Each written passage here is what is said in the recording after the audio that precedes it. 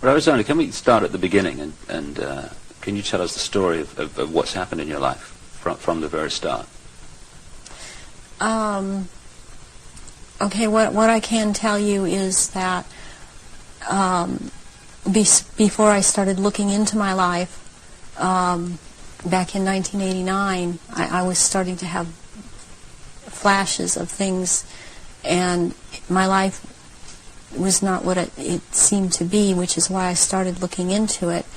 And what I found out was that I had a lot of missing time, and a whole lot of missing time, as to what had occurred in my life. And when I started looking into what had happened in my life, it was the only way that at the time that I knew, was to start going to see a therapist. Within a year, I was talking about memories of being sexually abused by my father, which was part of what was supposed to happen. And I was starting to talk about mind control issues, and I was talking about ritual abuse issues at the time, and I didn't have the whole thing put together. It's taken me years, all these years, it's taken approximately almost 10 years to put this together, what has happened to me. And in the process, I have lost everything that I ever had in my life, and anything I held dear in my life. I was bred for this role that I fulfill, and it was planned from before my birth, and it was because of the bloodline of my mother's family, which comes down through Ireland, but before that it began in France. It was through the Marquis de Stac, which he came to Ireland and changed the name to Stack, and then I was chosen, and the birth was planned. My parents were forced to move down to this area for the reason that the High Council is down here, which is, there are 6 councils of 13 in this country, and the High Council is down here. We're talking the United States? The United States, yes. And so from the time that I was a baby, I was being abused and traumatized, and on purpose, for the mind control that they need someone to go through to do whatever they say, to be as just a puppet in that they can control every move. And you don't remember, I didn't remember a lot of things, because I have, as a result of all of this mind control, split off many parts that all hold memories, hold feelings, hold programs, hold information, and I've been working very hard to pull all of that up, and it's been a long, slow process for me, because there don't seem to be a lot of people in the field that I only felt was the only way I could go was psychiatric and psychological. They don't seem to know what is really going on, and I believe that a lot of them are afraid of being sued should they suggest something, and so they cannot lead or suggest, and it's been a process of me having to trigger myself to remember, and be around people that can help me with that can't really be touched by the False Memory Syndrome Foundation. So what happened? You say you were abused as a child as part of this compartmentalizing of your mind. What went on after that, as you got older? Well, they start with wanting to make you an obedient slave at first, and so they do a lot of sensory deprivation, they do a lot of sensory overload, and they switch between the two, and they do out-and-out torture. They take a small child and they electroshock. In my case, it was electroshock to the brain, and they would take away my chance to sleep. They kept me awake for many hours at night, would not let me sleep. And I was also told things, as this was before the age of 5, I was told things such as, they would make me drink water, and they would say, if you pass here and you're going to have to drink it. And they would make me drink it. And if you have a bowel movement, you're going to have to eat the feces, which is also what happened to me. And then they would play, there was a programmer that was programming me, a very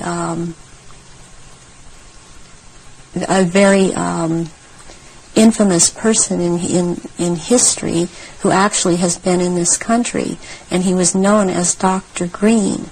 Who he actually was Dr. Mengele, Joseph Mengele, from the concentration camps in Germany, and he stayed a lot at China Lake Naval Weapons Station out here in Southern California, in the desert area. And I would be around this man a lot, and he used to tell me that the scar that he had on the left cheek of his face was actually from, he was into fencing, and that it was from that, but actually the scar on his cheek was from one of his own programming techniques, that he would put a child in a box and with a sword and tell the child to defend the box, even if it meant his own death. Then he'd tell another child to break into the box, and which this child would do, and then the other child would then jump out of the box and shove the sword or the lance straight through the other child. And at one point he got into it where this child actually got him in the face with the sword. And he would wear a huge emerald ring on his left hand, on this middle finger, and he would twist this emerald around, and for programming, and he was into using long-colored ribbons of different colors, and you had to choose a certain ribbon, or you were given a certain ribbon, and that meant that this certain thing was going to happen to you. And it was like picking sticks out, or drawing sticks out of a hand, out of someone's hand. I saw games of Russian roulette played where it was chosen beforehand that a child would die, and the child would put the gun up to his head and pull the trigger, and this child would end up dying.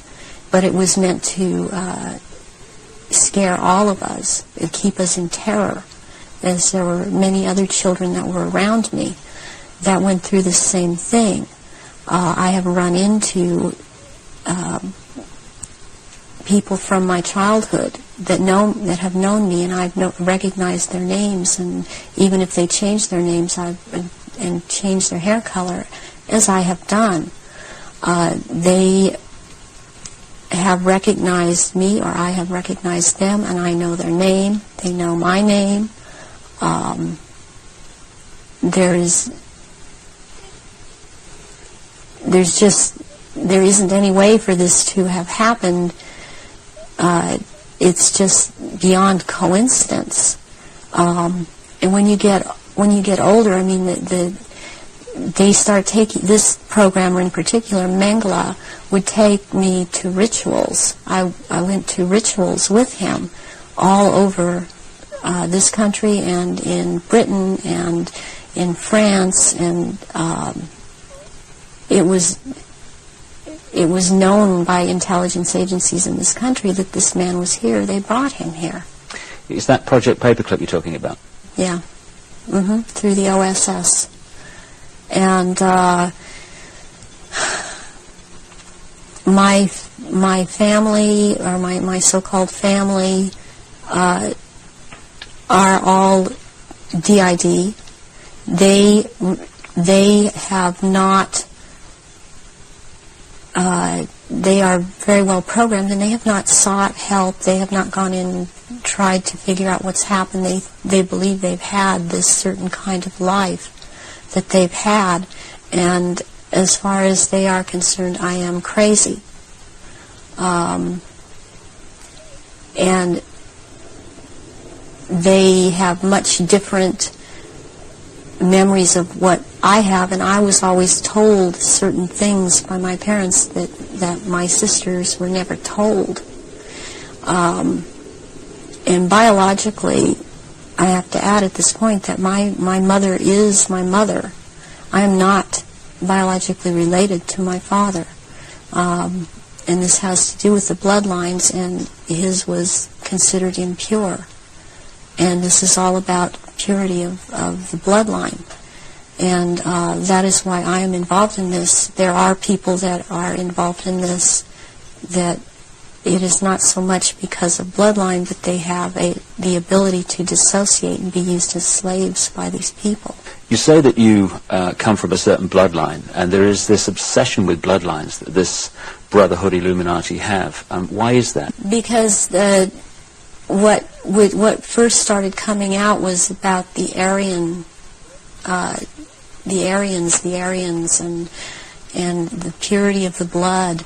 And what it's all about is that the blood and the menstrual blood contains something that is important for the propagation of this race that is controlling things on this planet. And these people that are in the organization that the Council of 13 is under, and they have something called the Grand Druid Council or the Octagon, they're called the Illuminati. And the Illuminati are actually run by these 13 bloodlines, which are all of the royal families in Europe and in England. And they need the blood because they are, in fact, not human. They take human shape. They are reptilians.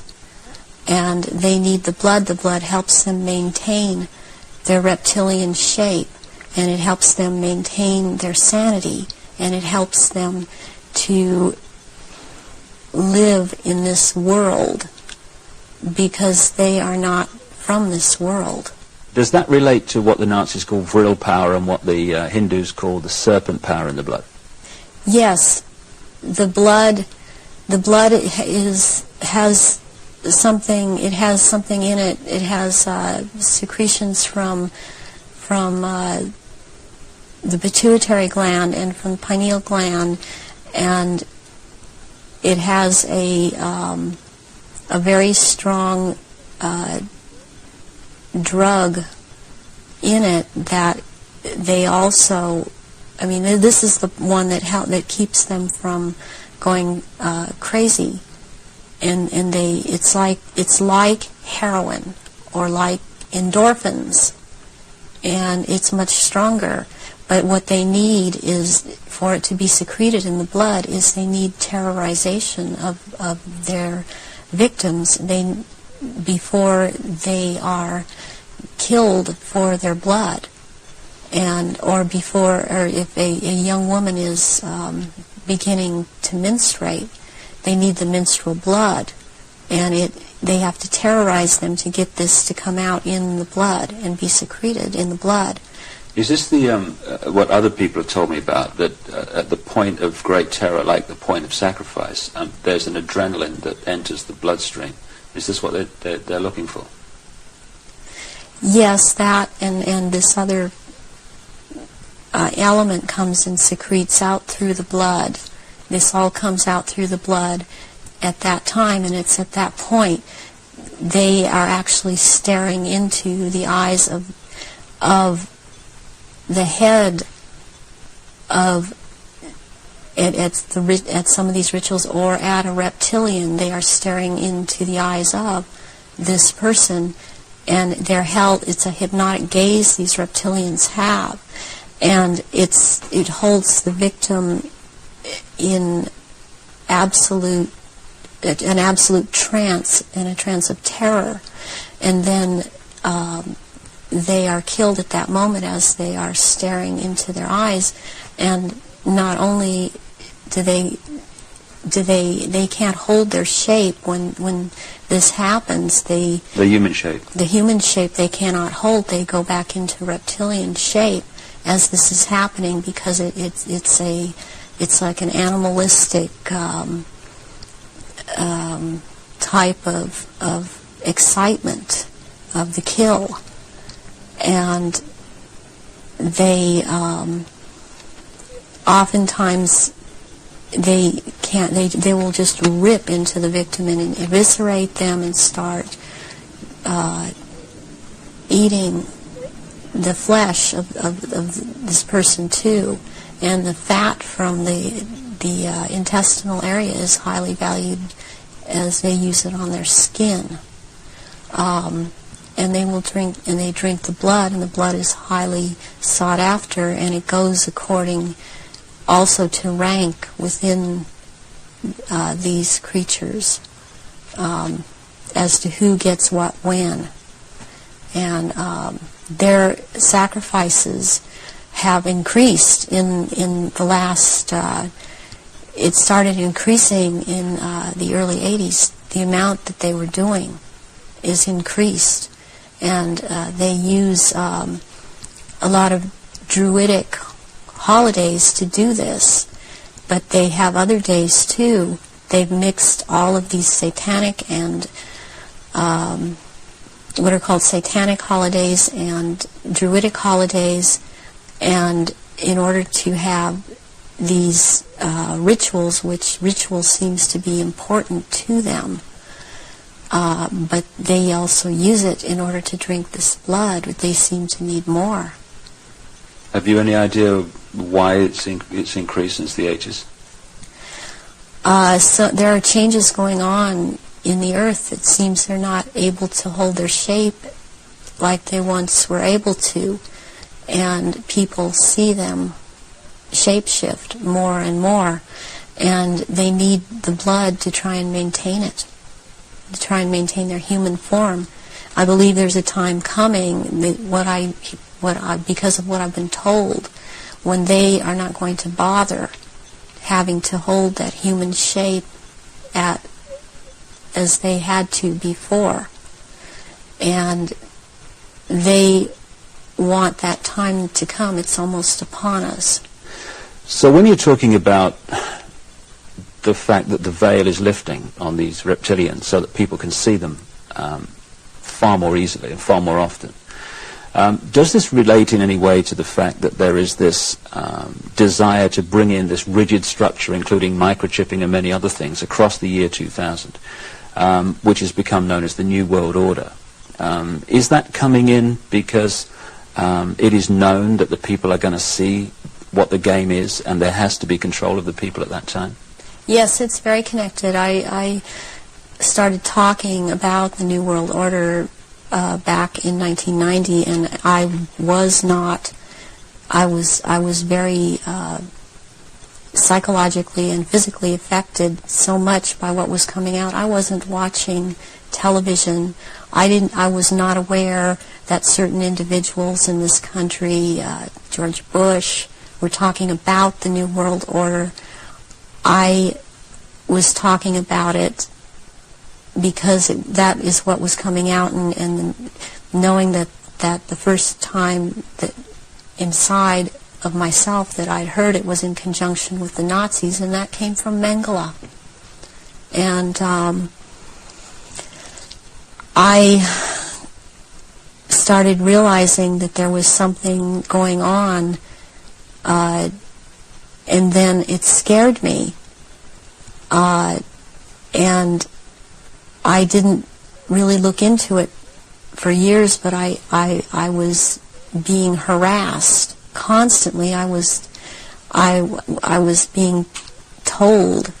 At one point, I had someone telling me that I was being, and who was ex-Army intelligence, ex-CIA, telling me that I was being monitored by the National Security Agency.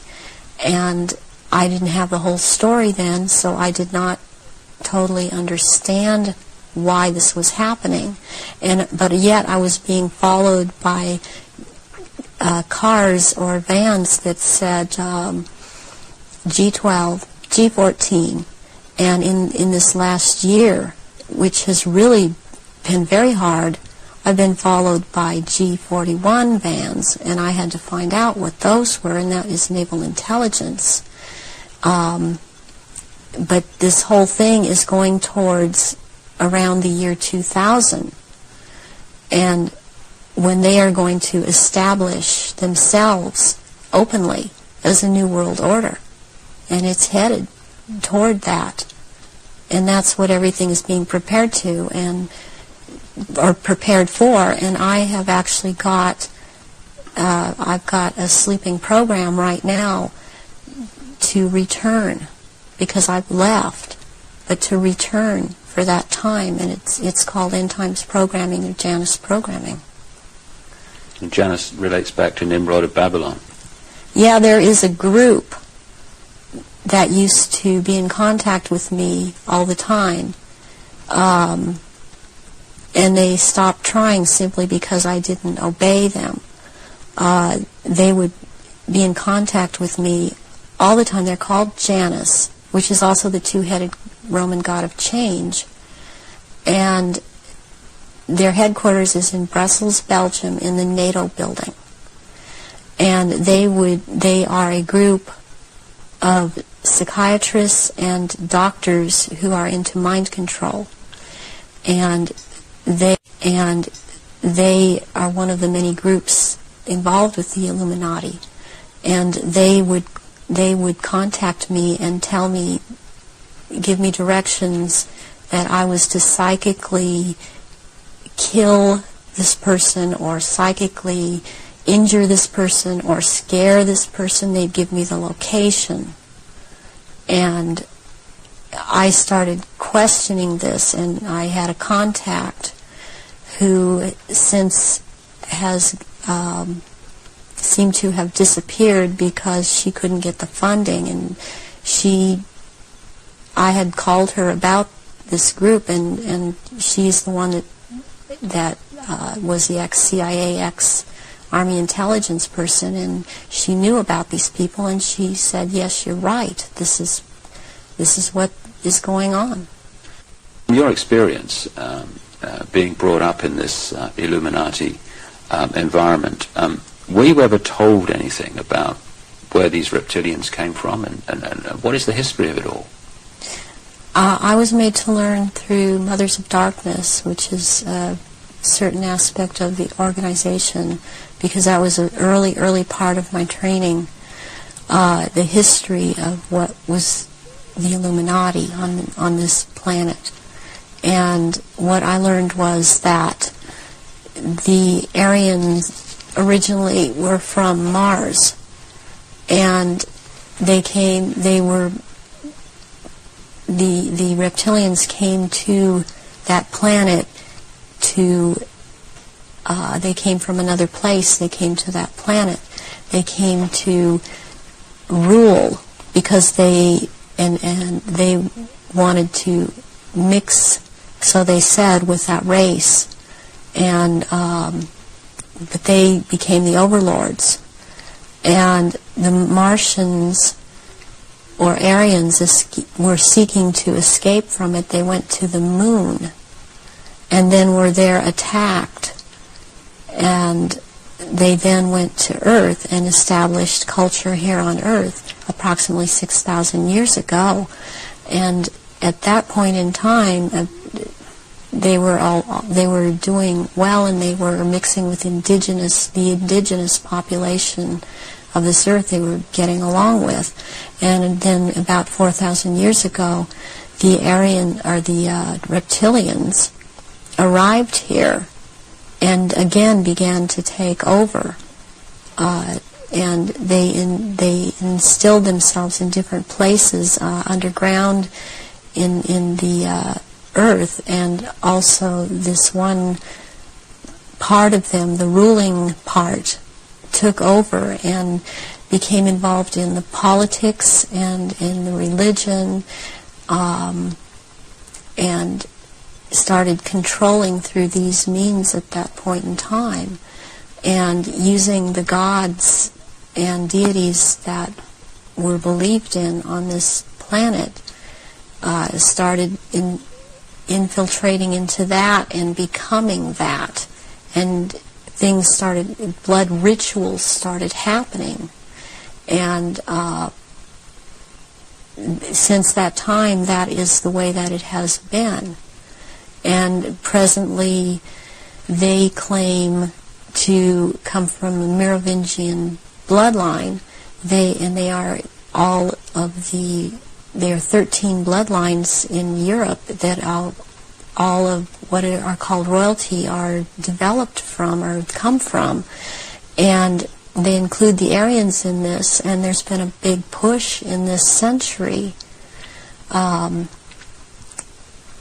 For example, when Nazis came into power, the fascists, talking about the purity of being pure and staying, the Aryan bloodline staying pure, and what it actually is all about is keeping the blue-eyed, blonde or light red-haired people, the bloodlines pure, because it is more powerful. And what is in that blood for these reptilians is more powerful, and they need that. And when you start mixing it with people that were indigenous to this earth, then it is not as powerful. It has nothing to do with someone, skin color or nationality. It has to do with keeping the bloodline pure for their use. So blonde-haired, blue-eyed people are the purest from the reptilians' point of view, and that they want to keep that bloodline pure because of how they need to use it. Yes. When I realized that it had to do with blonde hair and blue eyes, I could not do anything about my eyes, and I am not able to wear contacts, or I would have brown eyes. But one thing I did do was cut my hair off, because that was part of the rank I was. My hair was down to my knees, and I colored my hair darker. And there were times when after I did cut it off, they had gotten to me, and so the hair would be light red. But that is being in compliance with them. And I did not want to be in compliance to them. I want to expose them, and this is part of it. And I won't be what they want me to be. When you look at some of the ancient accounts, like the Sumerian texts and many other accounts, they talk about the gods interbreeding with humanity. Is this relevant to the reptilian way of infiltrating the human race? Yes, it is, because human beings all through the ages have accepted God's interbreeding or being accepted as humans, and that shows in Christianity, it shows in Judaism. It also, they have used Egyptology or the Egyptian religions a lot, and the present head of the Illuminati compares himself a lot with the Egyptian god Osiris and Horus, which is Osiris reborn, and also with the Arthurian legends of the Round Table, and he has a name. The name that he carries from that is Pindar, which actually means phallus of the dragon. And the other name, Osiris, he has carried because he takes the name at this time, the Marquis de Libero, which means the liberator of or from the waters.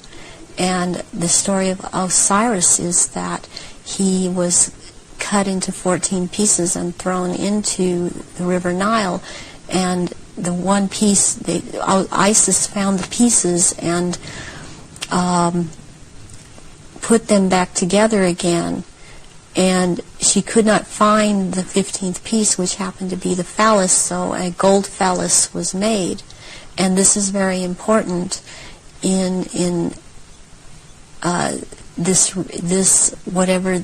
group in the Illuminati. This is important, and it's important to think that about the head of the Illuminati, because what comes from a golden phallus would be a superior seed for a race, and this is how this is what they are doing with all of these bloodlines to keep the bloodlines going, are impregnating Aryan people of Aryan blood that hold high stations with them, impregnating them with this seed of Pindar. And therefore it's important to keep this history in mind and the names in mind that he is going by at this time. So would it be correct to say that the reptilians came to this planet because the Aryan Martians came to this planet, and had the Aryan Martians gone somewhere else, they'd have followed them there? They would have pursued them all over the universe, yes. Can we now go into some specifics about your own experiences? What were you brought up to do? You say that you were identified as a bloodline before you were born. What was the role that you were brought through to play? The role that I was brought through to play was as in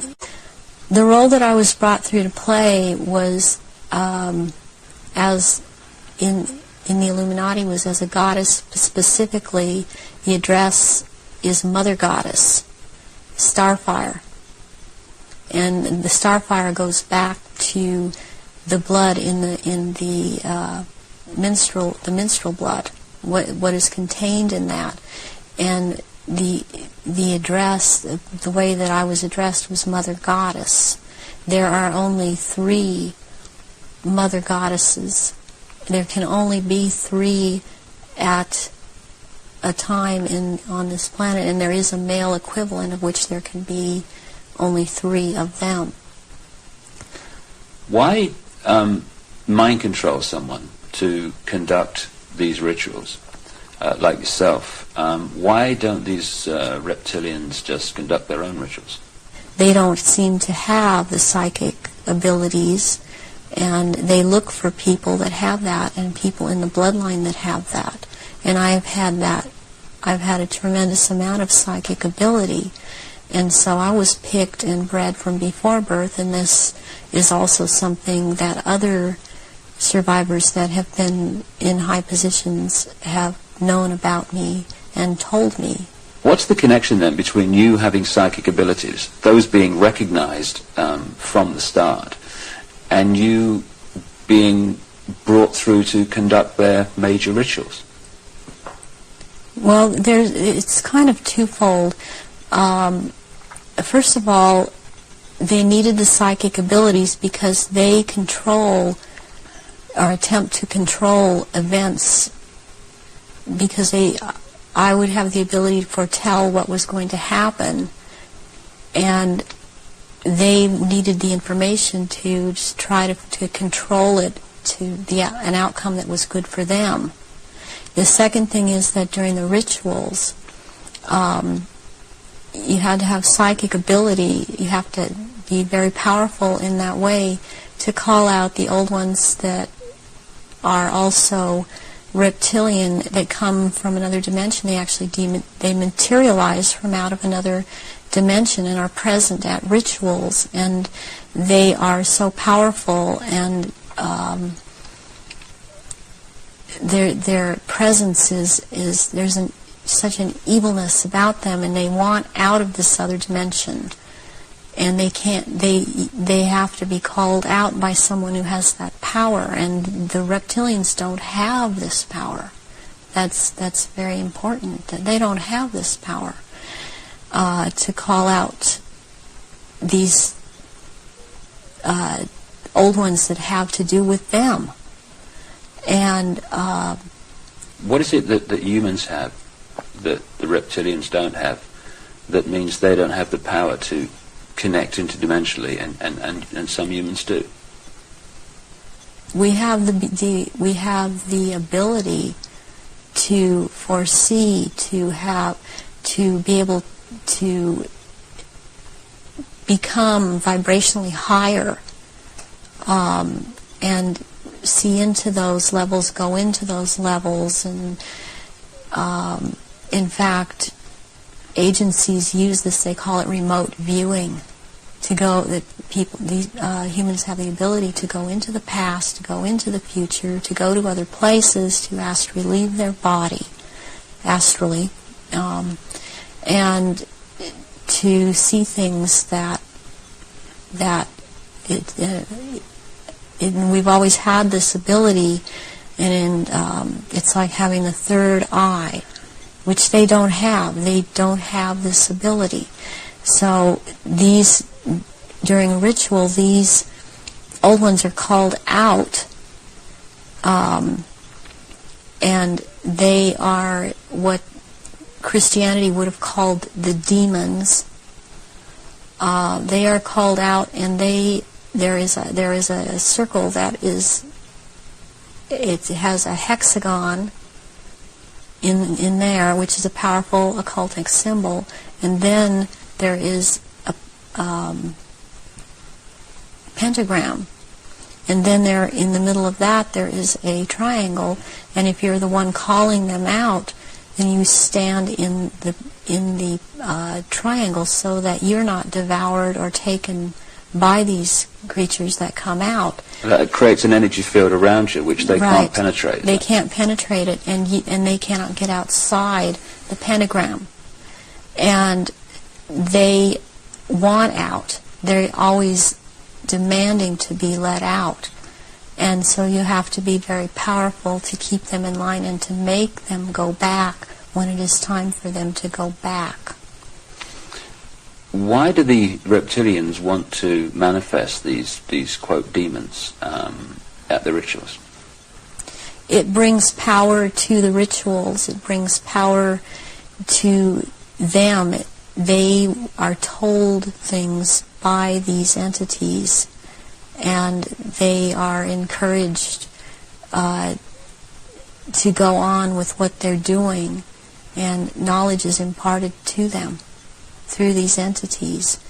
But it takes a person with the ability to bring them out and make them answer, because they don't want to cooperate. They have to cooperate when the right person has control over them. And that's to do with that person's energy and ability to use energy. Right, yes. You talked about the Aryan race coming from Mars. One expression of it seems to be very clearly what we call the Phoenicians. The Phoenicians had two deities, St. George, which became a British deity, who defeated the dragon, which seems incredibly symbolic, and also St. Michael, who, according to the legend, banished Satan, or this negative force, into the abyss. Is this symbolism of the abyss anything to do with the fact that these reptilian demons of another dimension are somehow locked in a time-space prison, and they can't get out, and they can only get out when they're brought out in that way. Yes, they want out of that dimension. They have been thrown into that dimension, and they can't leave that dimension. And that's actually what the abyss is about, is being in a different dimension. It's like something to do with the fourth dimension. And before I even knew, for example, what I was saying, or I realized what I was saying, I would be saying things to my therapist and other survivors that the fourth dimension was a dimension to stay away from. Not at that time understanding the whole thing. Why do these rituals take place at certain key times of the year, and so often are related to the phases of the moon? Because the moon has an influence on this planet, and also the sun. These also take place during different things that go on with the sun, but the moon it's kind of a really very cyclical thing with the moon. And it takes place on full moons, new moons.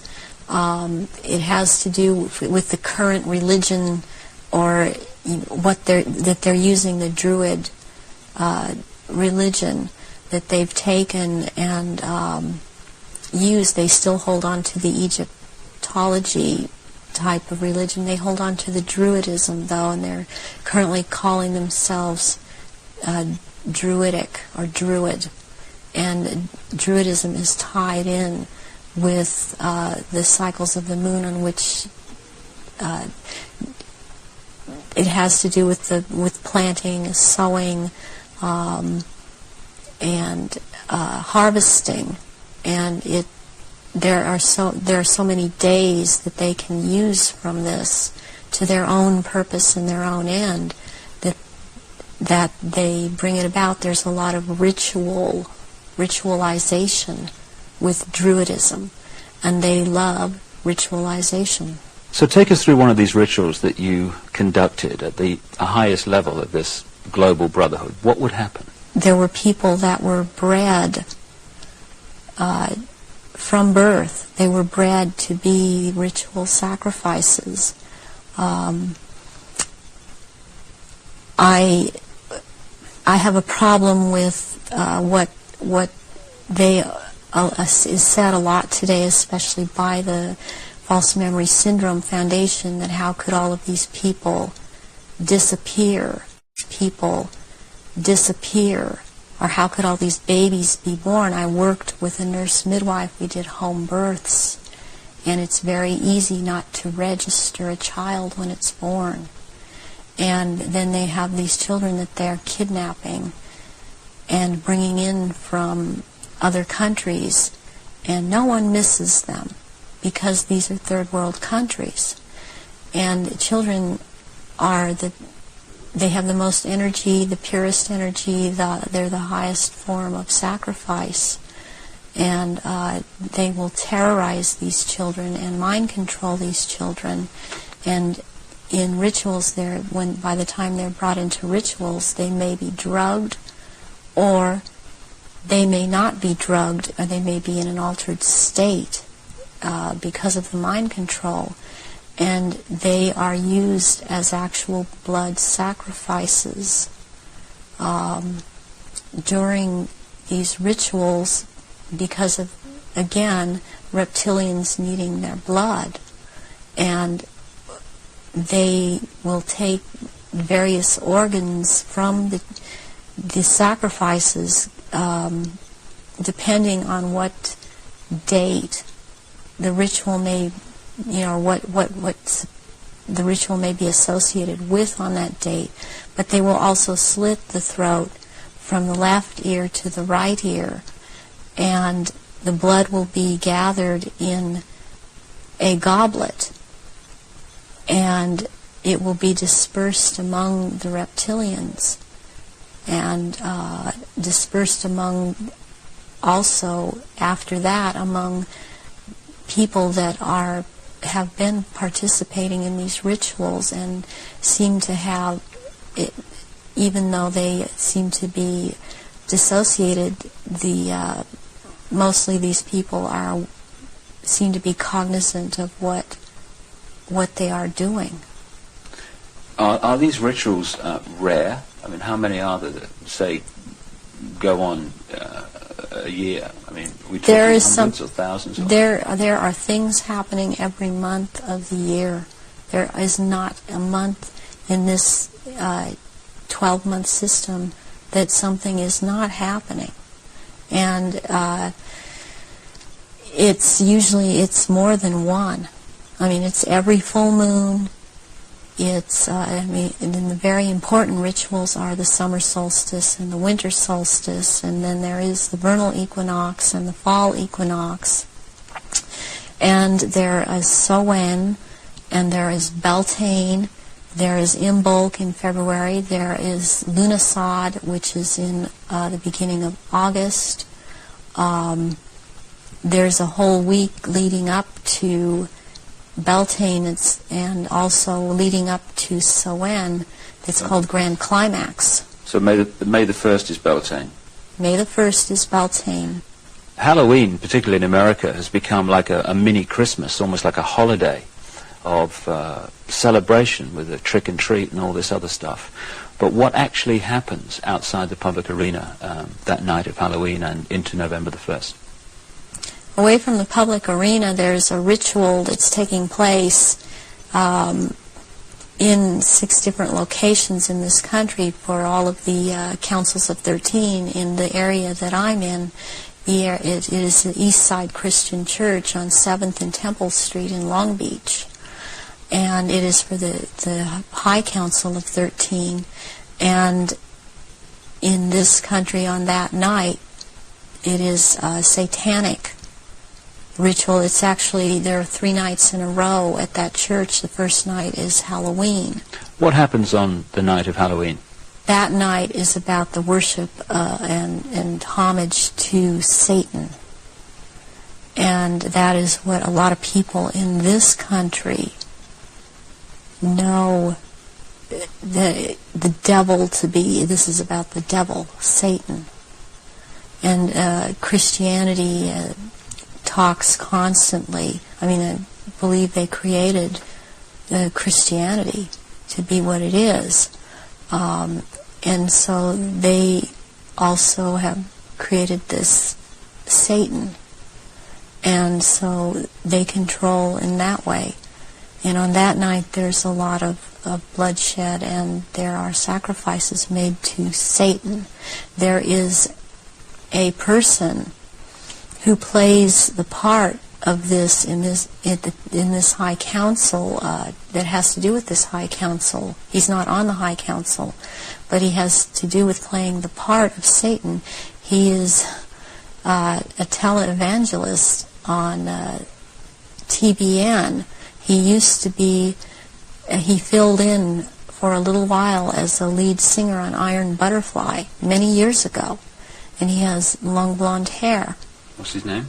At this point, I don't recall his name, and it just, I recognize his face. I saw it recently on TBN, and then this is his cover, or he is DID, and he plays this part, the great deceiver Satan, on that night, on Halloween, at this church. And that is what happens on Halloween. And I mean, what else I must say what is going on with Halloween in this country? It's just becoming so popular. It is also to desensitize people to the whole thing, and even this backlash Christian movement that wants to call it the Harvest Festival. It does not realize that the Harvest Festival has to do with Druidic religion. And again, they are still doing the same thing and celebrating the Harvest Festival. That's what the Harvest Festival is about. Are many of the so-called Christian rituals, because that's what they are, or festivals or ceremonies, are they actually, to most Christians, unknowing representations of these satanic rituals? Yes, they are. One, for example, Christmas has to do with it's a time, it comes right after the winter solstice, which is a satanic or a Druidic celebration. It has to do, there's a day in there called that day which is not a day. It has to do with the killing of the old king and the birth of the new king, which is a Druidic day. On the 24th or the 25th at midnight, there is a ceremony that's specifically for children, and it's called the last bulb on the tree. Where does that come from? That is something that's used with children. It's part of programming them into the whole thing. And there were things that would happen to the child that hung the last bulb on the tree on Christmas Eve, as it was a common practice to decorate the tree on Christmas Eve, and the tree in itself is a phallic symbol, and it's paganistic. Christmas is based on a pagan day, and back to Roman times, and Christians have given it, they think they have given it Christian meaning, and it means something else, and it does not. But there is the case that with the last bulb on the tree that has something to do with what happened to this little girl, JonBenet. JonBenet Ramsey. Yes, JonBenet Ramsey. And it means something else, and it does not.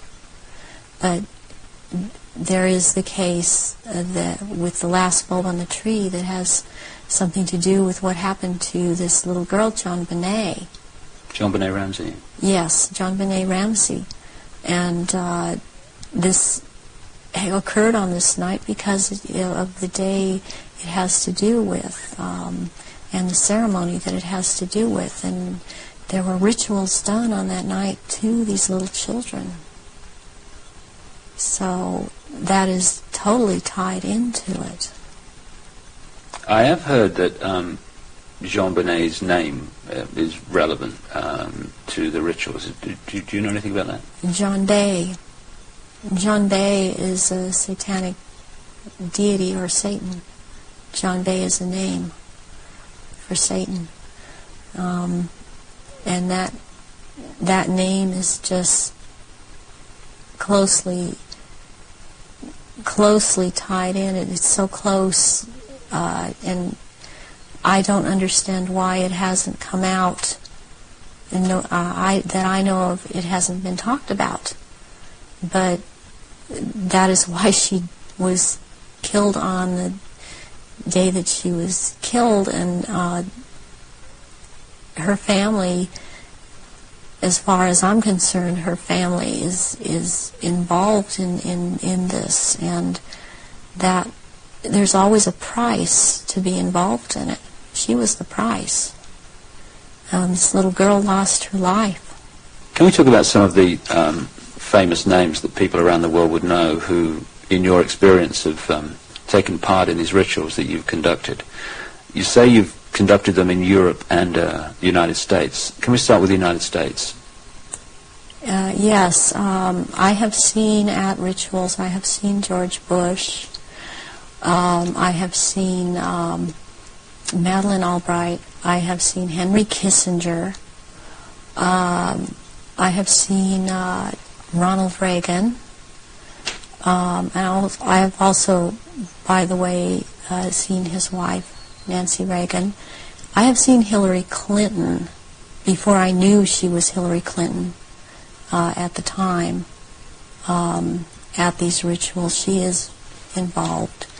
The other people that I have named and are, as I have seen shapeshift into reptilians.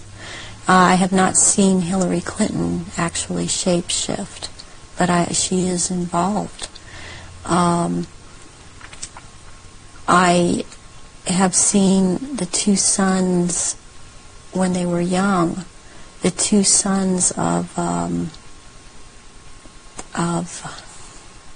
George Bush present at these rituals.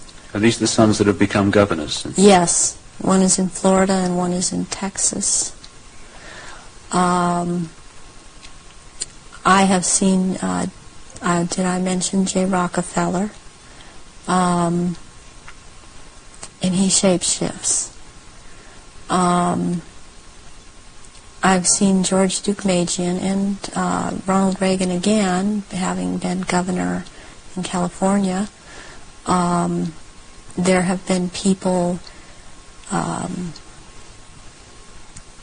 such as Newt Gingrich. I saw, and I didn't know at the time that he was Newt Gingrich. I recognized that he was Newt Gingrich when Clinton came into power, and after he was, Newt Gingrich was then elected Speaker of the House.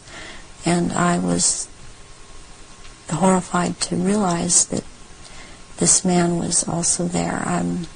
All of this has affected me to the point I don't vote.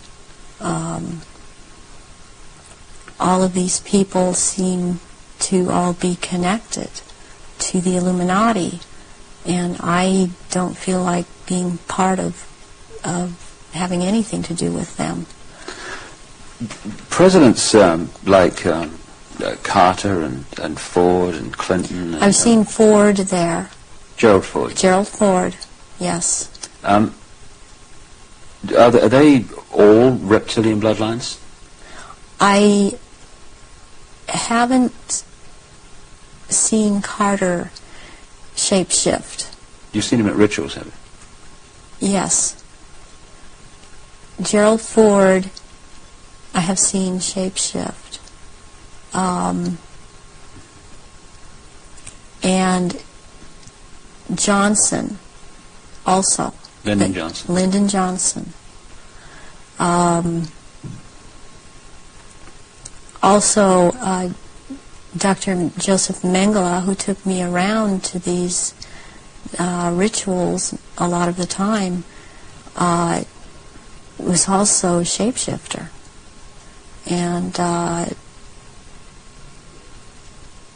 there were also people that there are people in the European countries that I've seen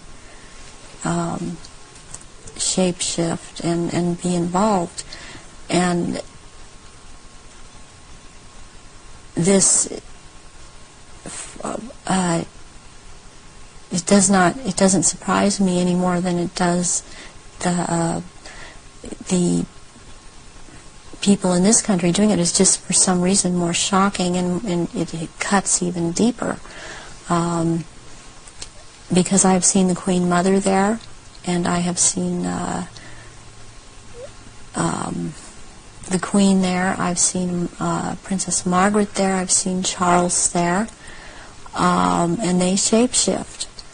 And I have seen this. I'm not coming up with his name right now, but he was president in France after de Gaulle. He was there. I've seen him there. I've seen the Rothschilds there. I used to see the Rothschild that lived in England there, but the one that still goes there and is a shapeshifter, Guy de Rothschild, Baron Guy de Rothschild, has been to all of these rituals and has been over in this country under the name of Dr. Barrington. and tried to program me, and has impregnated me several times with eggs that were taken from me years ago and were impregnated with semen from Pindar and then placed back into my uterus. This has happened to me twice, once at age 39 and this year right before I turned 43. And I had told my therapist ahead of time, before I ever could have known that this had been done to me. And it's happened at a certain place in where I have been living in the San Fernando Valley. It's happened at a house on Tyrone Street in Sherman Oaks. And my understanding is that there have been other survivors that have talked about this location as having been involved with programming and so on. And Baron Guy de Rothschild has tried to program me. All these years he has been trying to control me, get me back under control. And the Marquis de Libero is someone else that attends all of these functions and since he is the one in power, he attends all these functions. I have seen Tony Blair there, and he shapeshifts. I have seen Prince Philip there. They all have their quirks as to how they act, even in their reptilian form. And they all, they act. They don't act all like robots, but they have their quirks. They have their so-called personalities, but they are all cold-blooded. They would kill at the drop of a hat. I have even, since I've seen a picture of some people that are talking about this subject, I've seen them. When I've seen their pictures, I've recognized them. I did a double take a few weeks ago when I saw again someone who's been talking about around this subject, and it seems to be popular right now. Who's that? This man by the last name of Sitchin. I've seen at rituals, and he is a shapeshifter. And I did a double take when I saw the picture of him, because I recognize him. And there's another person that I've seen, this Gardner, Sir Gardner. That Lawrence Gardner? Sir Lawrence Gardner. And he had recently written an article that was out in Nexus magazine. Part of it was about the menstrual blood, and what really triggered me was when he called it Starfire, because that is the name of one of the aspects of the three women who are the dressed mother goddess. That is my name in all of this. So this man, I have seen, he has lots of power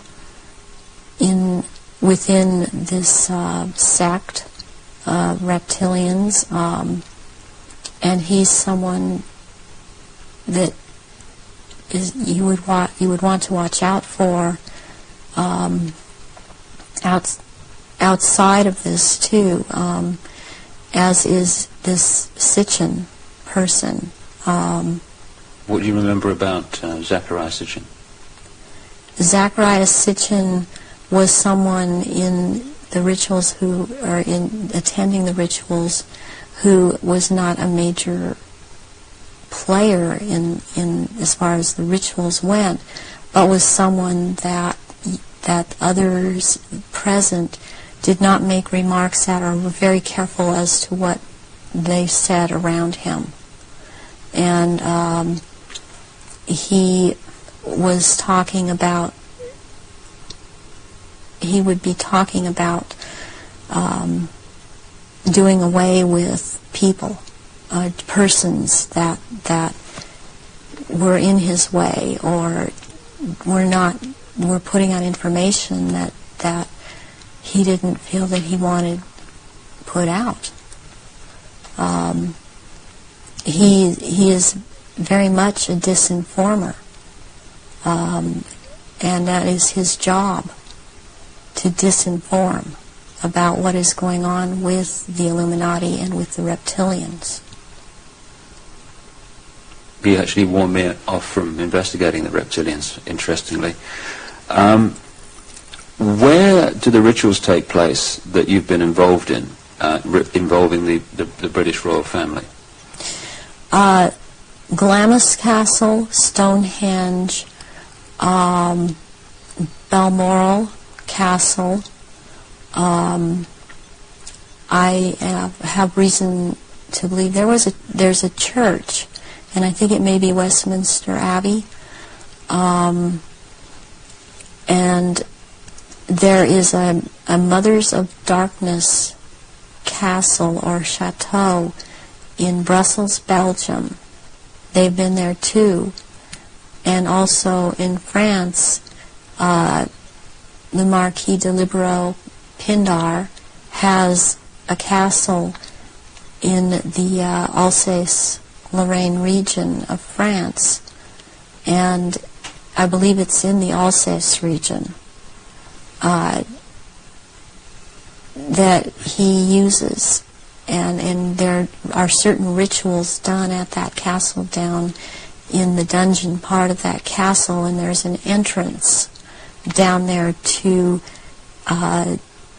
underground places in the earth, and there is a natural formation of rocks that kind of glow green, and they keep menstrual blood in that formation, and this green glowing from these rocks actually turns the blood a darker color, and it's called black blood, and it's used in certain rituals. But there are also, they keep small, there are smaller, less developed little reptilians that are kept down there. They're kind of pets. But one other thing that's also down there, there are eggs. It's like a nest of eggs kept down in that part where it's warm. It's very warm down there into this entrance, and these eggs are kept down there incubating, and they are the reptiles' eggs, and that's where they keep them. What are your memories of conducting the rituals for the royal family? What happened? What were they doing? One thing that sticks out in my mind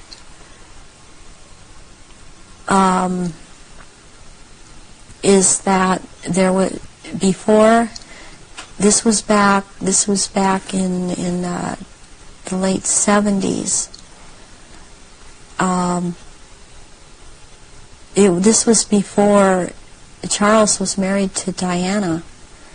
He was involved with Kamala Parker Bowles, and she does not shapeshift, but she became pregnant by Charles, and she produced a baby and this baby was presented at the ritual and killed.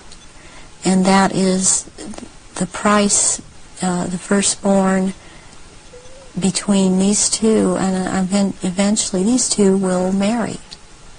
And that is the price that is to be paid, the sacrifice of the firstborn between the union of these two people. And I've seen that there.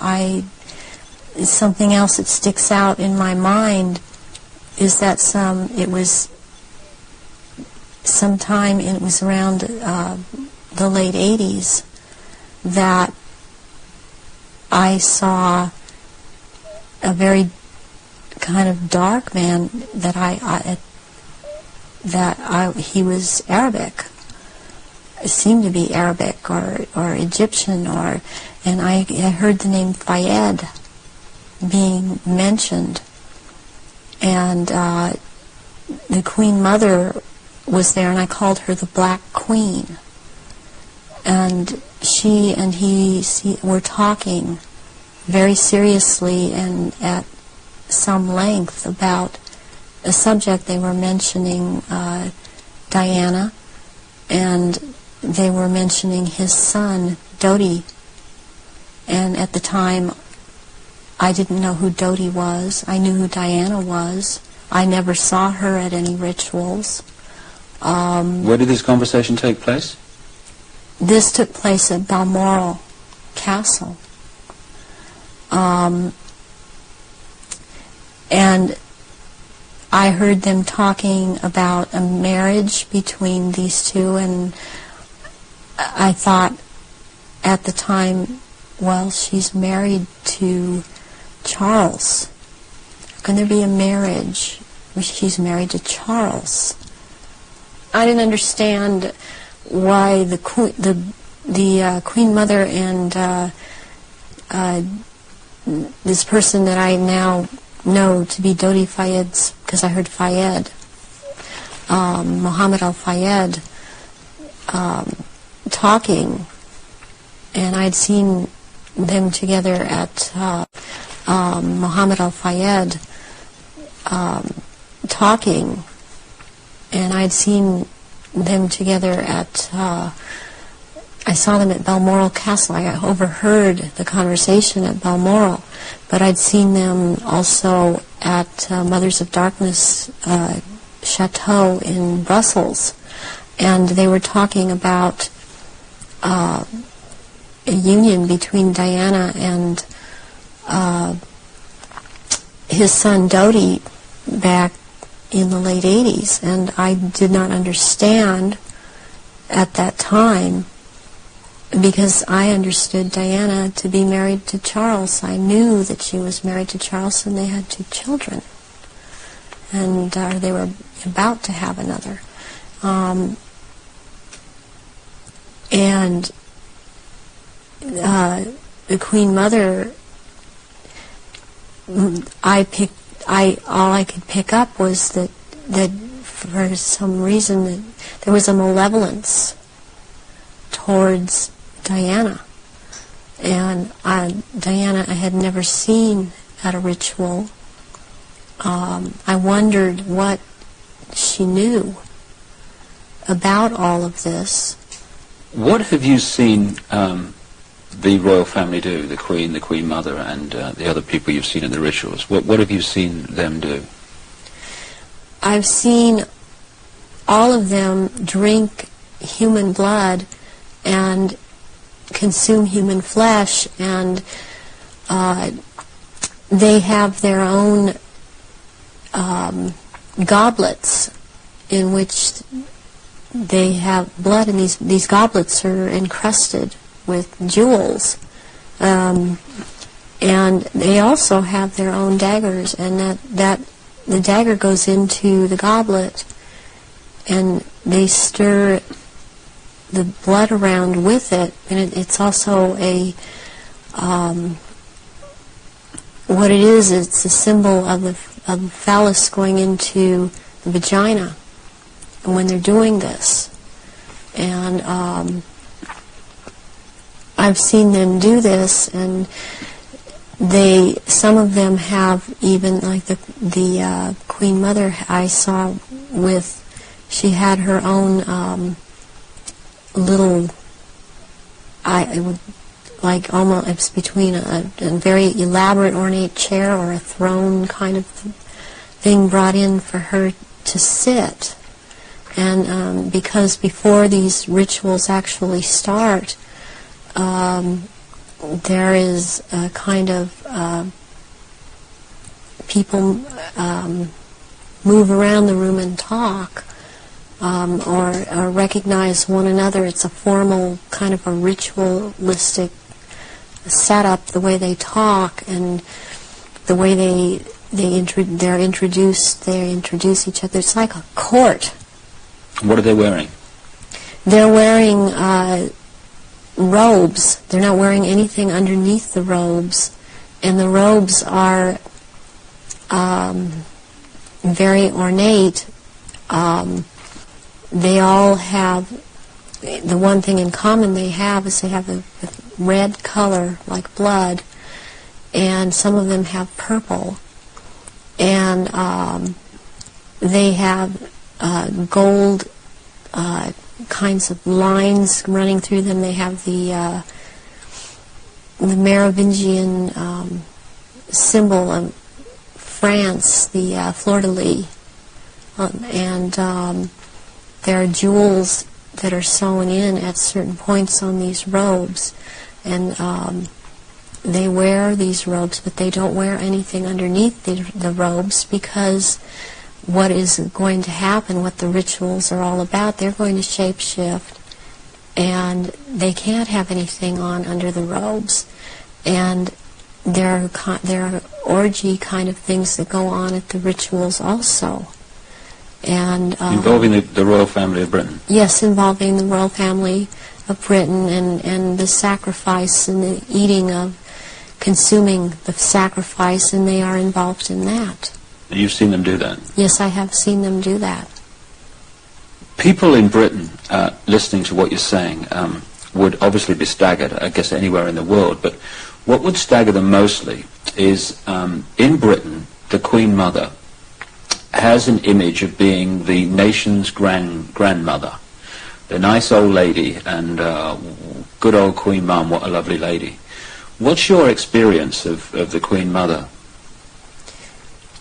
She is very cold in reality, and she is very cruel, and she is very different than she comes across to the public.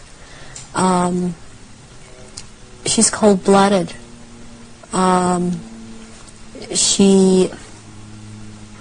If she feels that you are someone beneath her, even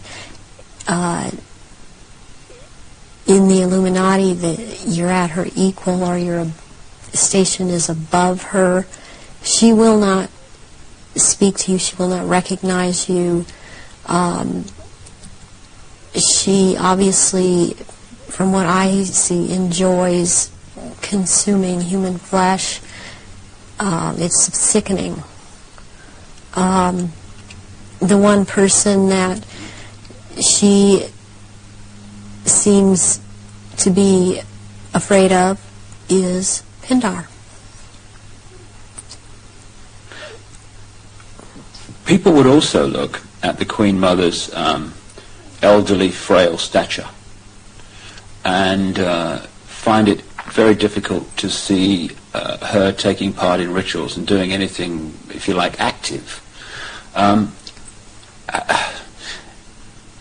Do they go into a different state in terms of age and strength and all these other attributes when they actually shapeshift? Yes, the human body that they choose to occupy or take when it was young, it ages, but when they take the reptilian form, these reptilians live hundreds of years, and so they have to have taken more than one human body to live in. A lot of them are much, much older, and I'm including the Queen Mother in this, older than people think that she is. She's been in more than one body, human form. And when the time comes, if it is time for her to go on, it has been chosen that she still has, it's known that she still has life or years to go, again, she will be put into the body, the essence of her, and the reptilian form will go, or the essence of her will go into another body that is also has the ability to shapeshift into reptilian form. One of the pure reptilian human bloodlines. Yes. What happens when, take the Queen Mother as an example, what happens when they shapeshift? I mean, what do you see? You start to see changes happen, and they're happening so fast that it's almost, it's the closest thing that I've seen to it is what they're now doing with computer technology. It's just a literal transformation that happens very quickly, and they get taller and they get bigger, and they don't look at all as reptilians like they do as humans, and thus the wearing of the robes, because if they were in clothes, the clothes would be torn apart. So let's take the Queen Mother on this subject as an example. We recognize her as a frail old lady. What does she look like when she shapeshifts at these rituals? She looks like the nose portion gets very much longer, and it grows into kind of a snout kind of thing. She has fangs, and incisors as teeth, and there's a tongue. And they all seem to have this kind of tongue when they're at this level. The tongue has a lot of long, hairy or pointed projections coming out of it. It's very long. And they have these, they don't have hands or feet, they have these claws. And they have scales, and also scales that seem to kind of disappear into one another, but it's more pronounced on the back. There seem to be lumps or protrusions coming from the head. There seem to be some kind of growth appendages at where, on the back, and they seem folded, and not all of them have that. And there is a tail, and they a lot of times will keep the tail curled, and and I've seen her when she's very displeased with something, as I've seen other members like this. This tail is whipped around, very agitated, and they do, and she hisses. What color are they? Which one in particular? Take the Queen Mother as an example. She's kind of a beige color on the underside, and by the time you're going up around to the back and the tail and the top of the head and on top of the nose, snout, whatever, it's coming to a very they're dark speckles or large speckles of dark browns, and the eyes usually they're large. They look like they're very round, and they look like they're coming out of their sockets, and very protruding, and usually the color ranges from a beige to a gold to a dark greenish gold, and then there's this dark slit up and down, a vertical slit and and the eyes will look hooded. And when they look hooded, it's a very frightening thing, because it seems that when the eyes are hooded, they're about to do something. What do you mean by hooded? The lids come down, and it's almost, I guess it would be the same thing in a human as an expression of someone's got an idea. And how tall are they when they shapeshift? They're just about 7 feet tall. Some are a little shorter, or to a foot shorter. Some are a little bit taller than 7 feet. So what would the Queen and Prince Charles look like in their reptilian form? As to height? As to general appearance?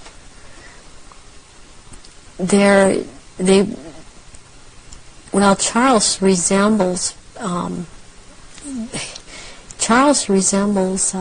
in both ways, in human form and in reptilian. He resembles Pindar. He's shorter, though, in reptilian form than Pindar, but the way that the reptilian, the nose shapes into the snout at that point, and the jaw becomes the underpart. It's very much like Pindar, and his mother doesn't look quite the same as he does. But what does the Queen look like? The Queen, she's darker, not quite so pale. She's darker. All over, she doesn't have the amount of I would call it freckling. It's more like a gradual, like the skin is gradually getting darker. It's more smooth. And she does have the lumps up around her head and down the tail, the spine. Charles has the tails down around the spine, and funny enough, he has the protrusions from the skull in the reptilian form, where about or above, right above where it seems like his ears would have been. What is it about the rituals that allow the shapeshifting to happen? When the victims are starting to be sacrificed, it's the scent of the blood, and they start shape-shifting at that point in time, and they can hardly wait to get to the blood. It's like they're addicted to the blood, and then the consumption of human flesh that follows. What have you seen the Queen or any of the royal family do in relation to that? Have you seen them sacrifice and consume human flesh? There are certain times when they will actually do a sacrifice, or there will have been someone doing a sacrifice, and it's not happening fast enough for them. So they will step in and finish it themselves, because the sacrifice the ritual has to be gone through. Sacrificially, ritualistically, it has to have been gone through, and they will step right in and just start tearing the throat out, and they're getting all this blood from the jugular vein at the same time, and that has happened when there are many there that are going to be sacrificed, and they just can't wait, and tearing into the contents of the abdomen and stomach of a victim afterwards. Who have you seen do that? I've seen the Queen Mother do that, and Prince Philip and Charles. I've seen Guy de Rothschild do this. It seems that I've seen it more among royalty or so-called royalty do this than people that are not titled. That they don't seem to. They seem like it feels like they don't dare, but they shapeshift nonetheless. But it's like the royals that step in and just start tearing away as they can hardly wait. How long can they hold the reptilian form in these occasions? During the rituals, it's much easier for them to hold their reptilian form. They can stay in that form. What it is that they have a hard time holding their human form. And as long as they're around blood and the scent of blood, they can't hold human form. Right. Where do you think the story of Diana fits into all this? In terms of the ritual that you know about and the royal family background that you know about. What was all that about? What happened in Paris? Diana was a ritual sacrifice because she's named after a goddess, Diana. She was chosen from before birth for the purpose of which she served. I understand and very well and am very empathetic towards Diana, because in a way it parallels what happened to me, to have served your purpose, had 2 children, and then be tossed aside. And to her horror, though, she obviously never attending a ritual, she knew something was happening. And she knew what was going on and could not be trusted to be at a ritual anyways. I don't think that Diana would have attended a ritual. I don't think that they could get her to cooperate, have attended a ritual.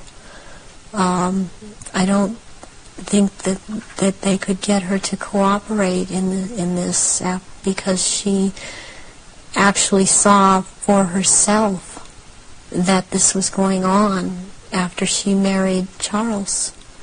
Was there any way, when Diana was married to Charles, without attending a blood ritual, that she could have seen him or one of the others become a reptile?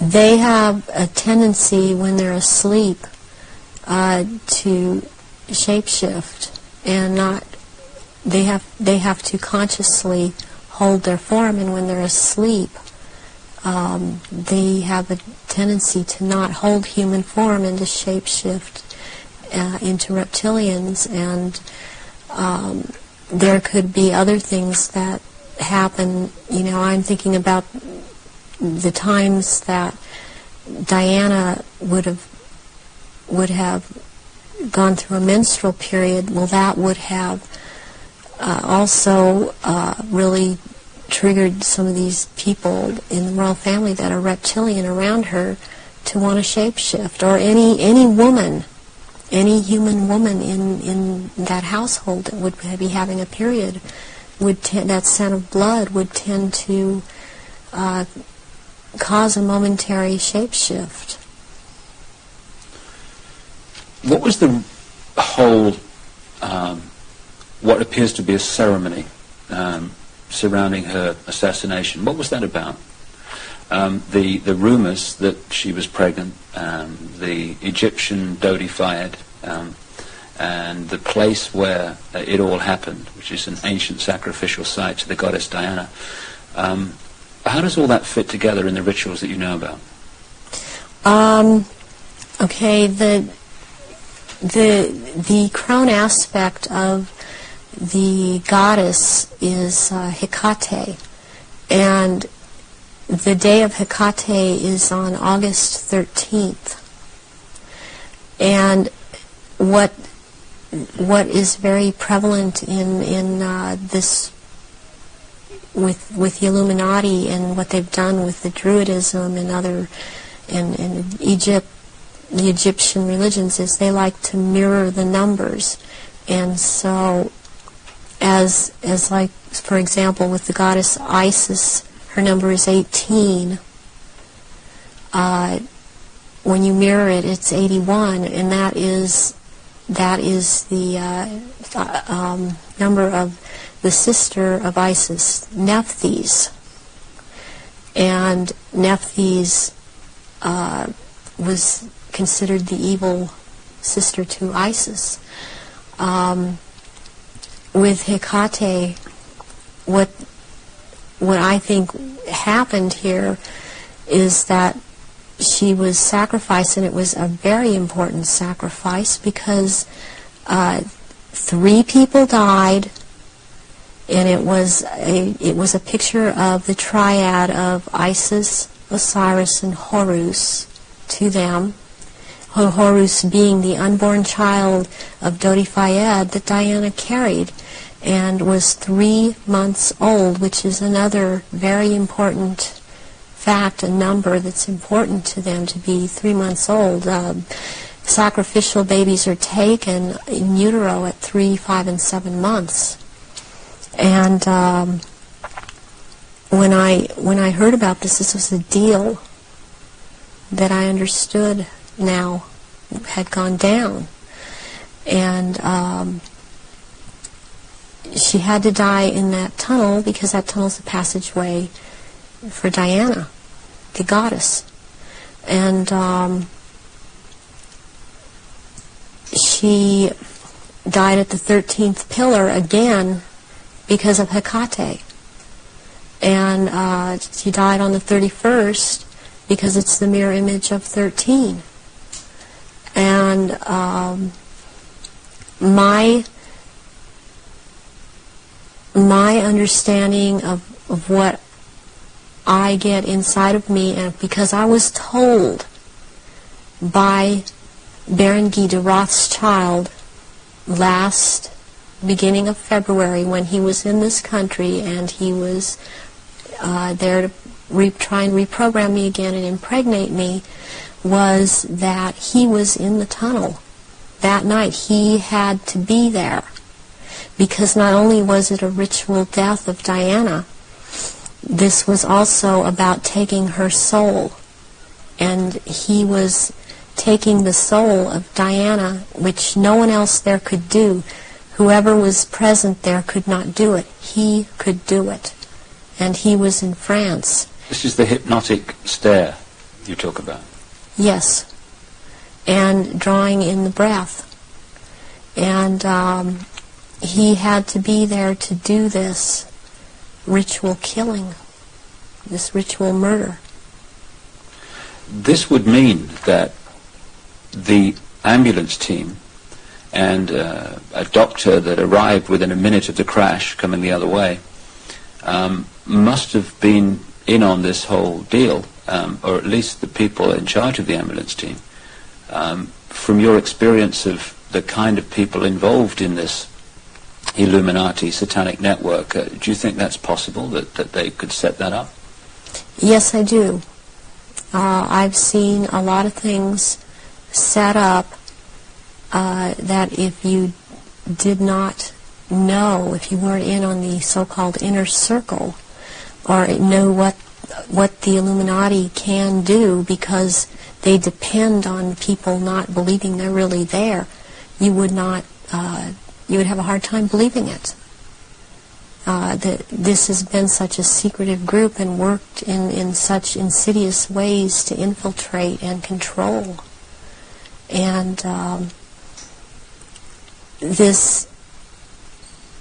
there are so many unanswered questions they don't seem to be able to answer about Diana that keep coming up in spite of all the reports that come out, because there are people that don't believe what they're hearing. What would have been the purpose of creating such a clear and definite ritual in the assassination of Diana? What would be the purpose of that when they could have killed her in another way? Because it had to be done as a ritual, because they were going to take her soul. And it had to happen in the tunnel. It had to happen that way. It had to happen in that year. And this is all, there's all a timeline to all of this. There's been many rumors that she was pregnant, but as I understand it, one of her friends says that that was not possible because she knew that very shortly before she'd had a menstrual period. Is it possible to be pregnant and for that to still happen? Yes, it is. This happened to me. I was impregnated with one of my own fertilized egg that was fertilized by the sperm of Pindar, and he sent Guy de Rothschild to impregnate me in this manner, and I was impregnated in October of '94. I had periods up until February when it was discovered, and they seemed normal, not light. And I then was, since I had the background of a nurse, I was and had worked with a nurse midwife delivering babies. I was, for some reason, it occurred to me to check my stomach, my abdomen, and I realized that I was pregnant, and so I ended up seeing a doctor who told me, I mean, he verified, you're pregnant. He did it with blood test, with the urine test, and ultrasound exam, and if I don't do an abortion on you tomorrow, you're going to have to go through a different type of abortion, which probably would have been a saline abortion. And I knew what I was pregnant with by that time, and so I was terrified to go through with it, and I could not go through with it, knowing what I knew, and so I had the abortion. But I had periods the whole time, knowing what I knew, and so I had the abortion, but I had periods the whole time. You were impregnated at the point that it happened without you having any knowledge of it. No, I did not. Is it possible that that happened to Diana if she was, as the evidence that I've looked at suggests, also mind-controlled and a multiple from the early part of her life? That is definitely more than a probability. The thing about being multiple or dissociative identity disorder is that the host person doesn't know that they are, but they have missing time, but then they have amnesia for the missing time. They don't realize they're missing time. They don't realize things are happening to them. They show up, pregnant. They show up with marks on their bodies. They don't know, well, I think I must have bumped myself, and that's not actually how it happened. Or they have needle marks on their body when they've been gotten a hold of and drugged.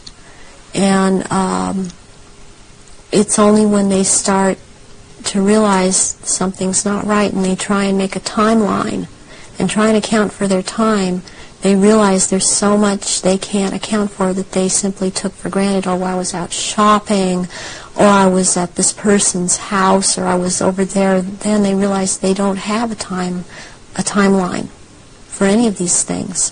Do you think that Diana's two children were Prince Charles's children?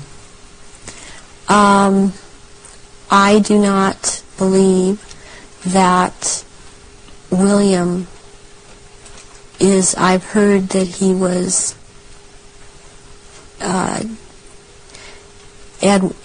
Charles's son, I've heard about someone else, and I believe that it was neither.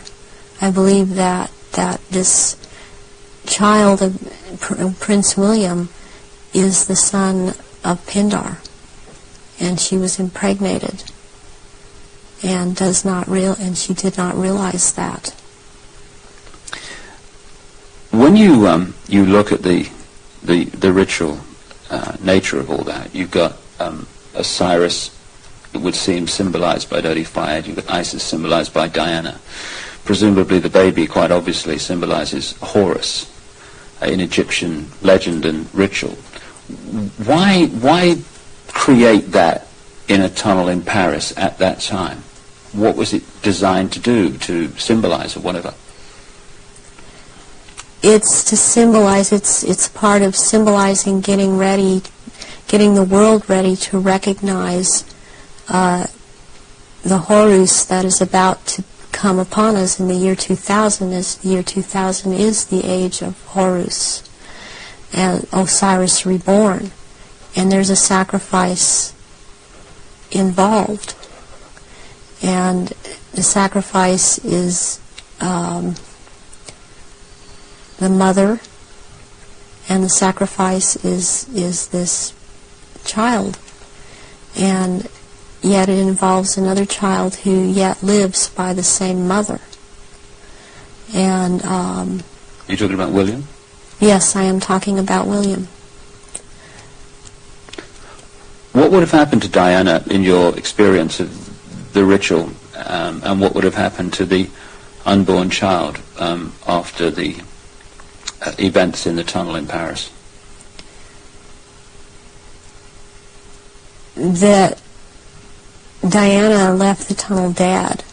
She didn't leave that tunnel alive.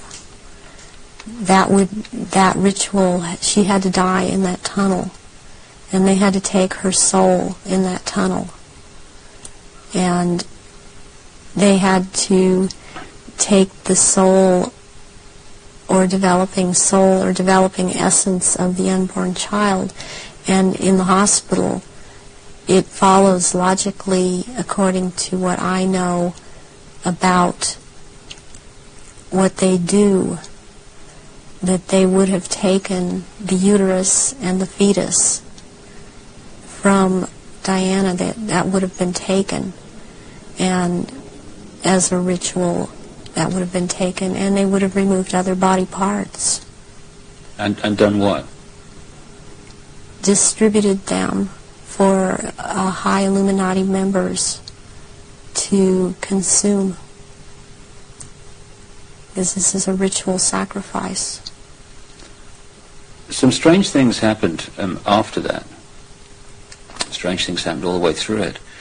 But suddenly the decision was made that she would not be buried in the local church where she wanted to be buried, but on an island among the trees in a lake at Althorpe Park.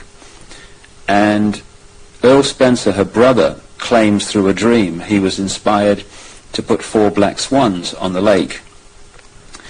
Therefore, from your, again, knowledge of the ritual, what does all that mean? Why do that? Because 4 black swans have to do with 4 directions, 4 seasons. They have to do with sealing something for all eternity. To have 4 of something black, like that swan's figure in Celtic mythology, quite a bit in the Druid mythology, and black is the color of Hecate, and also one of the goddess aspects, the 3 goddess aspects that they have, the name is Black Flame or Black Star, and Black Flame means unto death, and so therefore the color black, and somewhere in there would be a flame. The decisions after her death to put her on an island among the trees in a lake, and the 4 black swans, were all, at least on the surface, taken by her brother Earl Spencer. Have you any experience of him? Earl Spencer I have seen at rituals. He's definitely tied into it. Her family has been part of this. She has this bloodline. I have not seen him shapeshift, but he's tied into it. You've seen him at rituals in Yes, I which have. sacrifices took place? Yes, I have. What about her father? Any knowledge of him? Her father was present at rituals. Her father would have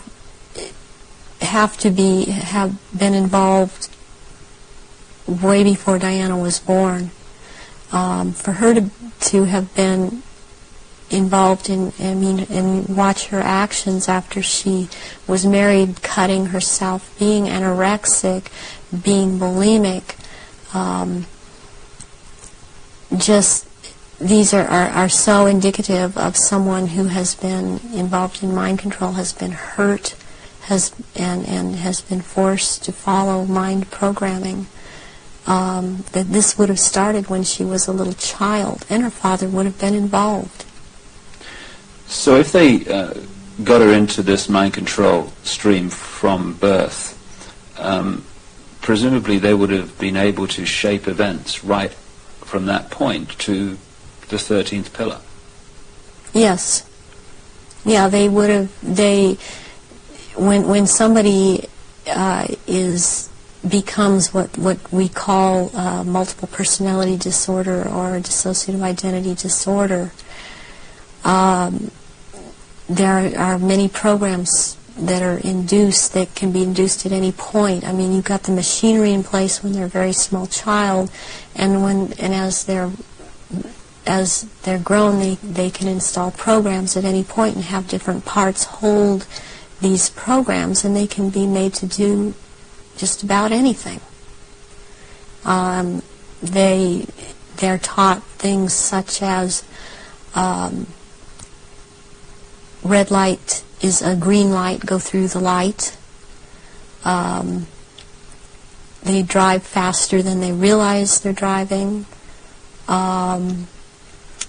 They are able to memorize or see, just glance at something and right away just pick what the point is that they're going after for some reason, or they can memorize phone numbers in just a going after for some reason, or they can memorize phone numbers in just a glance.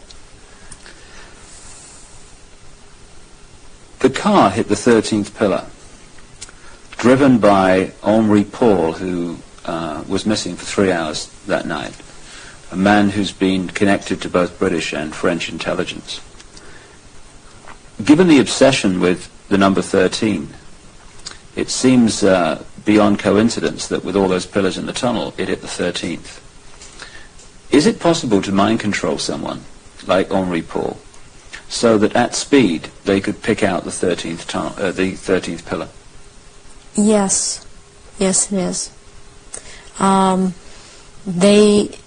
He also, it's very, very possible that he was drugged and programmed in the time he was missing. It's possible for him to have taken medication but not have it affect him at all. Does that include alcohol? Alcohol also, yeah. And then maybe later or not, it would affect him, depending on if that's what the program was for it to affect him. But it might not affect someone at all. I've been through this myself, so I know this to be true. And what happened to you in this instance?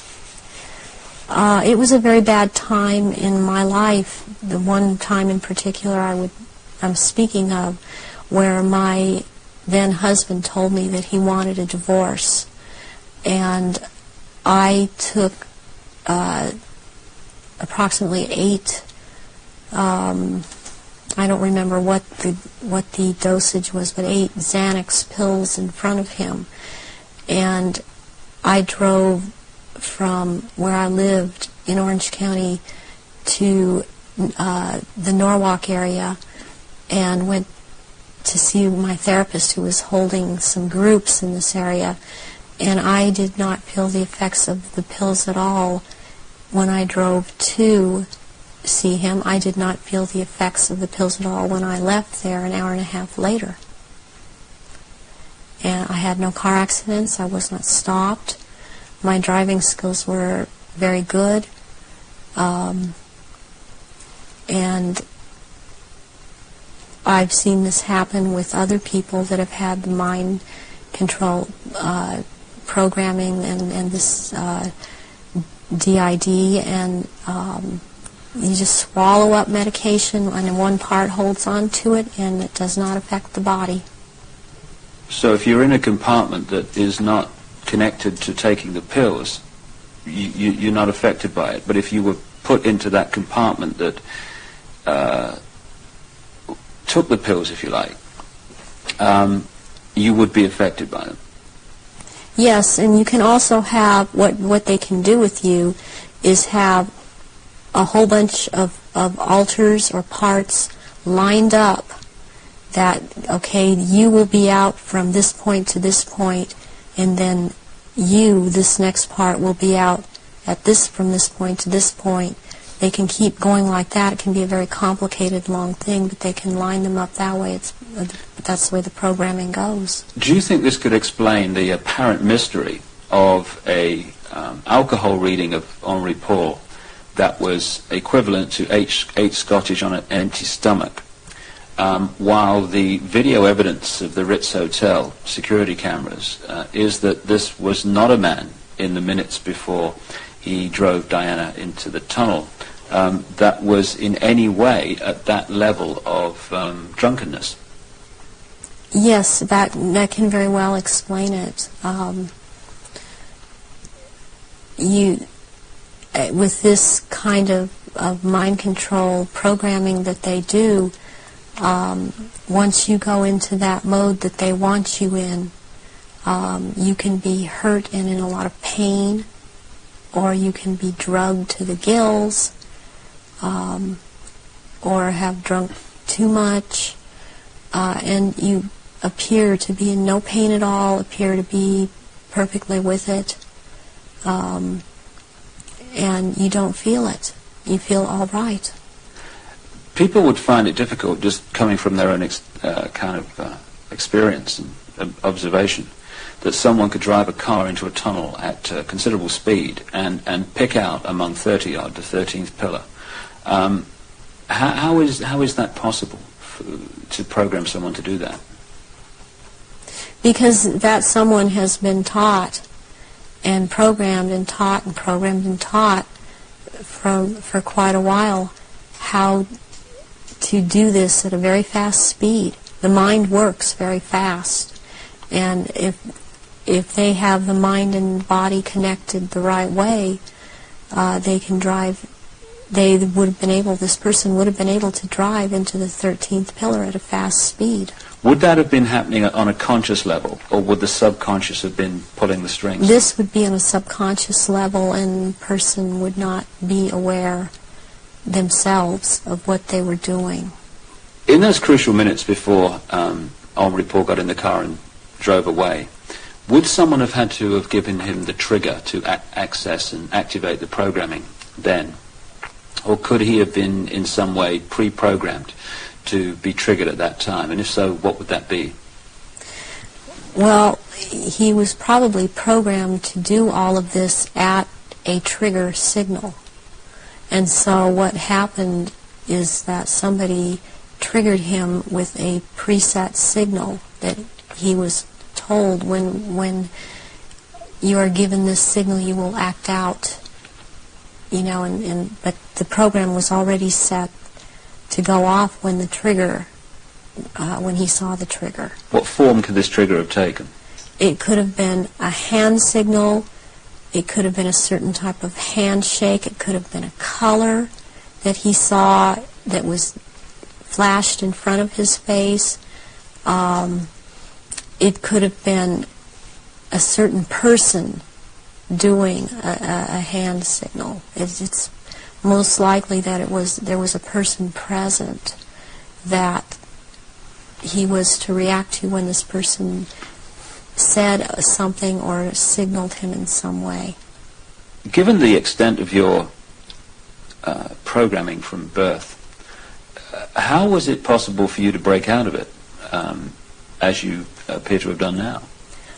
One thing that happened is that in 1989, my programmer handler died, who was Mengele.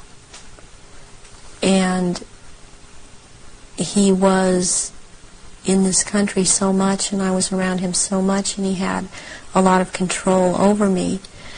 And what happens when a programmer handler dies, they usually have taught the person that they've been working with, to be very, very loyal unto death to them. And that's something that they, in the end, it works against everything, because when they die, even someone else coming in and trying to take over, a lot of these altars are not open to that and are loyal to that one person. And in my case, Baron Guy de Rothschild is the one that tried to take over. And for some number of years, there was a lot of the time, half the time they got their way, and half the time they didn't. And in major things, they did not get their way. One of the things that I went out and did in 1993 was I cut my hair off, and because I was publicly seen and known to have very, very long hair, I could no longer be seen. I could not be seen with my hair cut off short. This would have caused a lot of questions with other people that had been programmed. And they still tried to carry on with other parts where I wouldn't have to be publicly seen, because they still consider me to hold this status. And they still consider me their property. I was always told I was their property.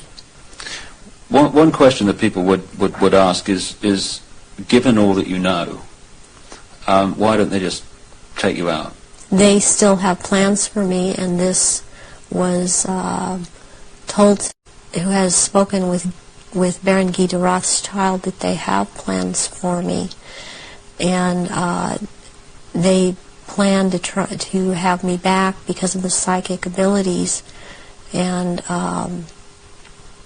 that is not going to happen. In the little bit of tape we've got left, could we just turn the subject to the jewelry you've got to your left there? What is that? Was that part of the rituals that you were involved in? The first one, this is a child's ring. It is a 14-karat gold white, or 14-karat white gold ring with a diamond in the middle of a hexagram, or a hexagonal shape, and it looks like a hexagon if you were able to look closely at the diamond. This was returned to me by my ex-husband, who told me, well, this was in your daughter's clothes. And this was a message to me, and it was a trigger to me for him to do this. Any high-ranking survivors that I have talked to that know of this ring know that it's from Mothers of Darkness. And it would be very unusual. I mean, I don't know of anyone else that has a ring like this in their possession at this point in time. And what's the necklace?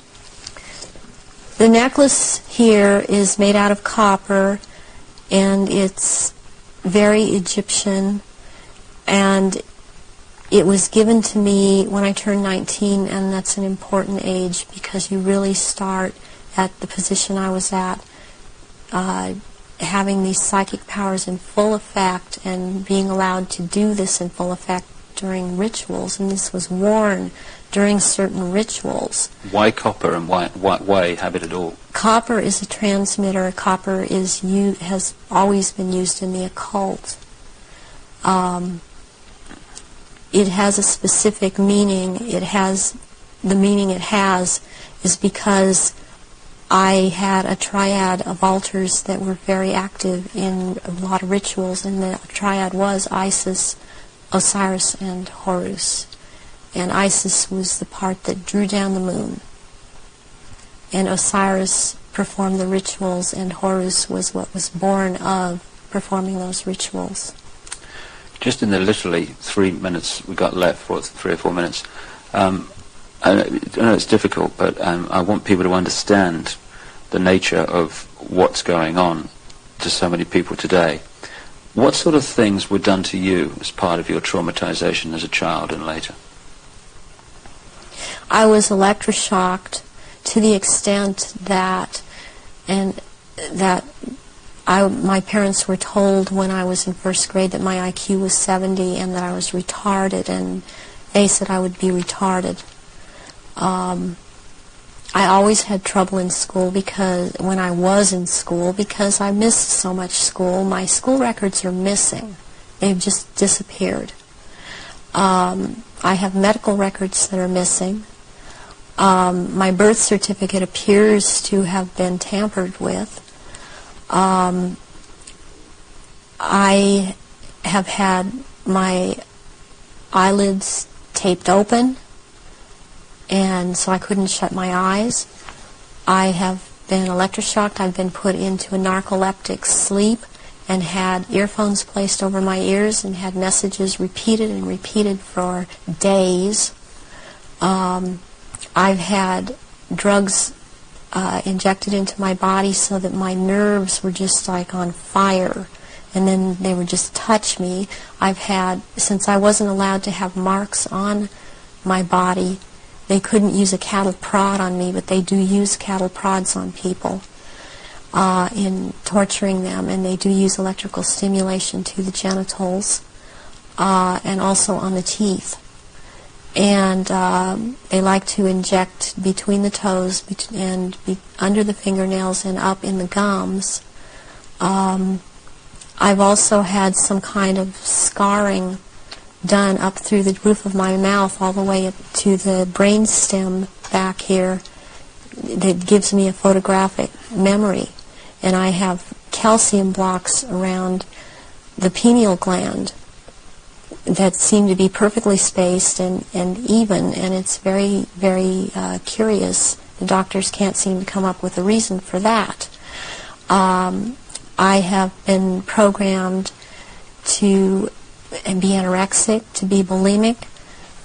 For the government programming, since I was also used by the government in this country, I was programmed to cut my arms if I started to remember, which I was punished for by the Illuminati, as I was not to have these marks upon myself.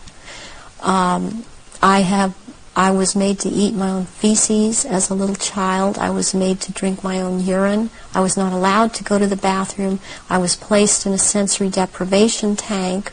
I had my shoulders, my knees, my toes, and my fingers, my elbows dislocated and then put back into place when they wanted me to be traumatized.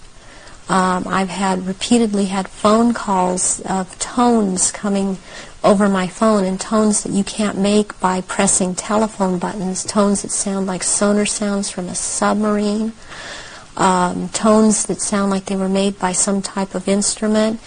And I have had directed energy used on me, ELF, low-frequency electric waves used on me, microwave energy, and this in turn has created two different. I would hear one tone in one ear, one tone in different tone in the other ear. It creates a third tone. They're called tritones. They change the electrical activity of your brain waves and to put you in the state they want you in. I have been programmed to run through red light, thinking it's green. There's been a lot of programming done around my children. They've used my children against me, and it's a very painful subject with me to know that this is happening to my children. The same thing that's happened to me. It's hard. It's easier. I don't know if I can make people understand this. It's easier for me to have, okay, I can handle that I went through this. And what I want most is to expose these people because of what they're doing to children all over. But they're doing it to my children too.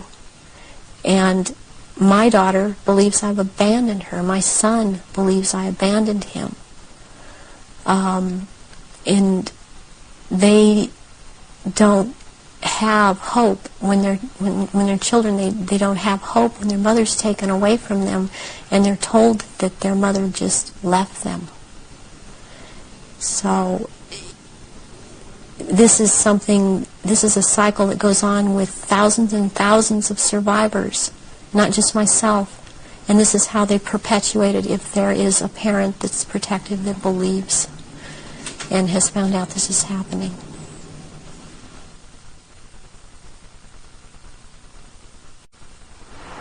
The astonishing revelations of